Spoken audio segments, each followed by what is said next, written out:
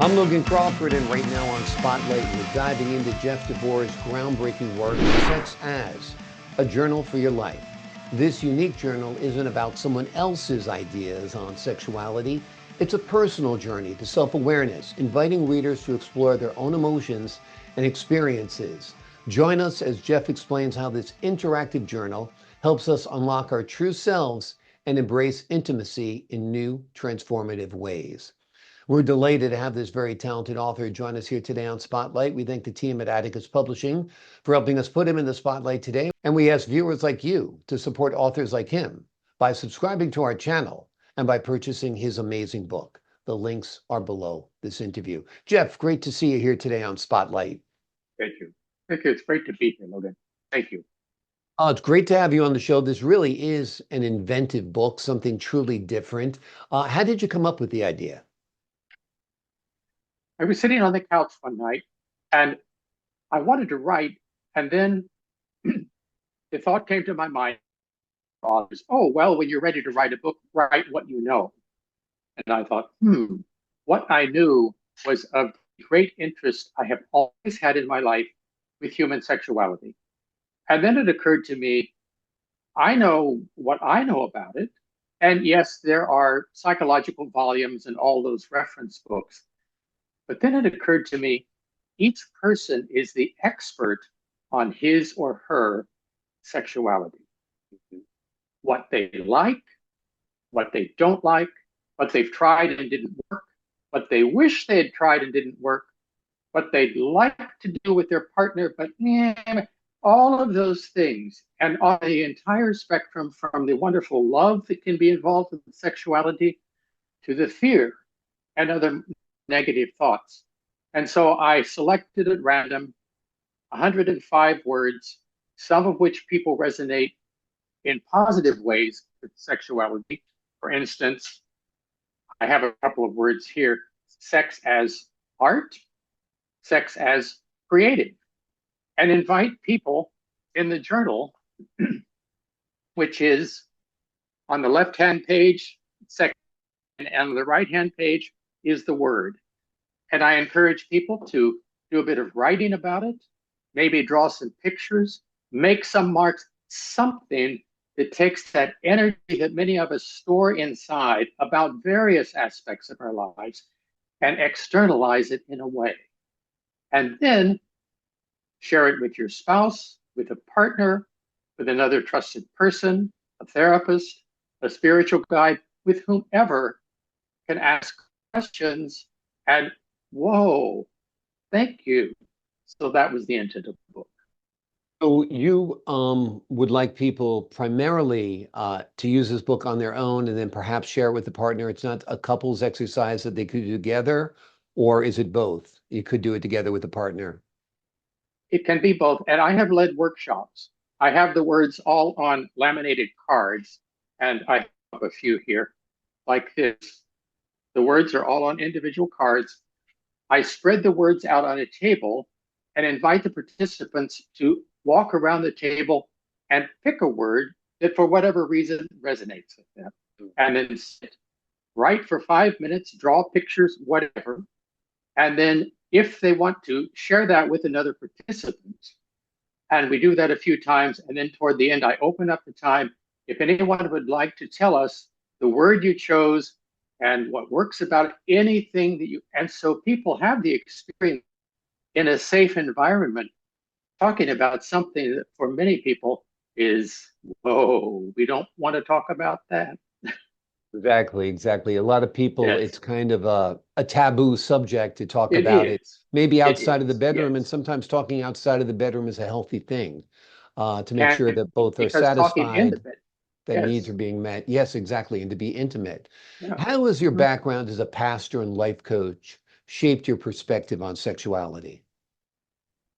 Oh, and that coupled with my background as a chiropractor, I realized that people come to professionals with problems. And and if there isn't something, for instance, if I go to the doctor with a sliced finger, I'm really glad that the doctor knows how to stitch up my finger. Yeah. That's not something that I know how to do.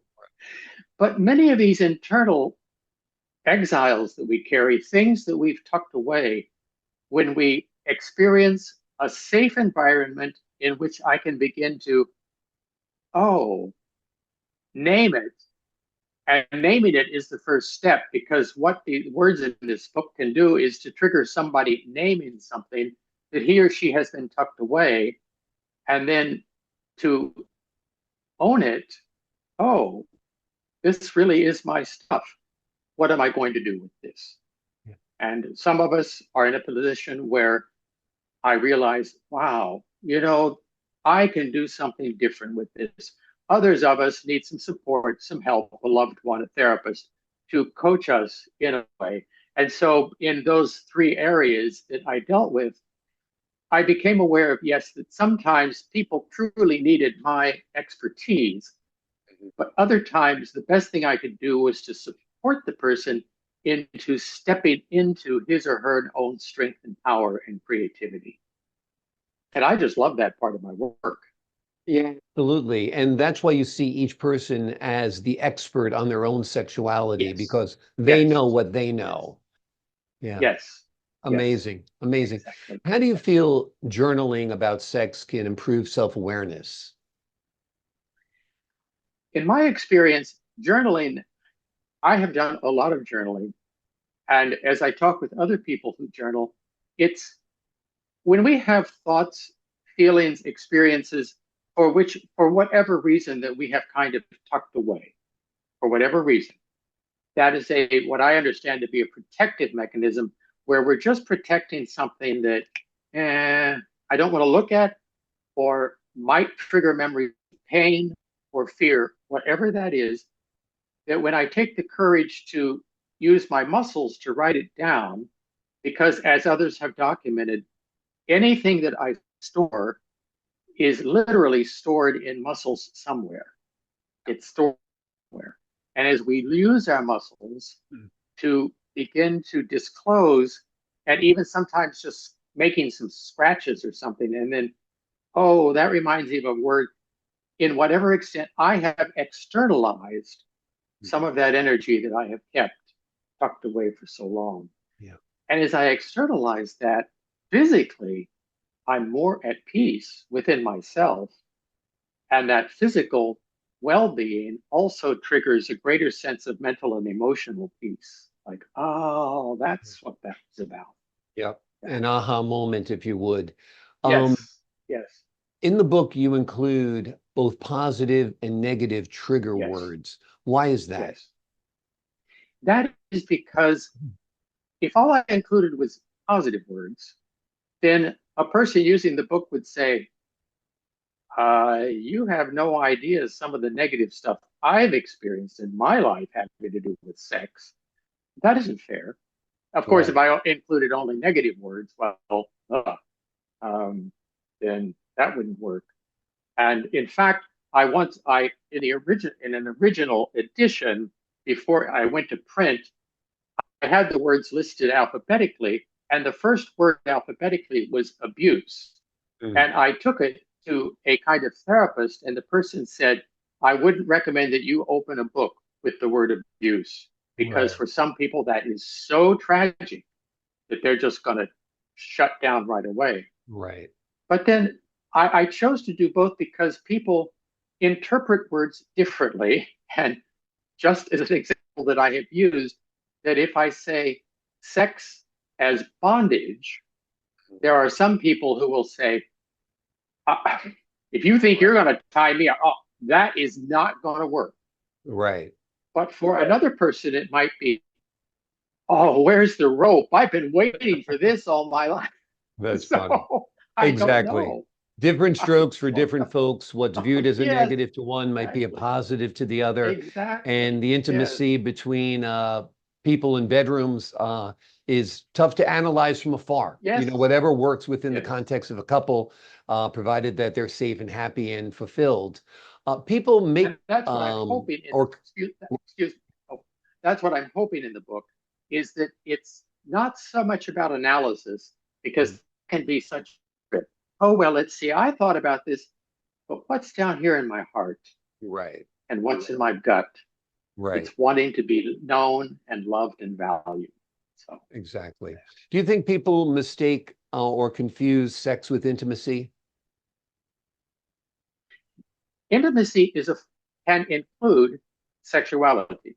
Hmm. I have some friends with whom I'm very close in our conversation, in our life stories, and there is a sense of intimacy there, even though it never becomes touch or Right. sexual intimacy. Yes. And so again, that's nuances up to the individual to define. Yeah. Before we leave you today, what do you hope people, couples take away from your book or learn from your book or learn about themselves in your book by using it? One person that what immediately comes to mind is an older gentleman in his 60s, or maybe anyway, who left with, what this book opened up for me is that I could love myself.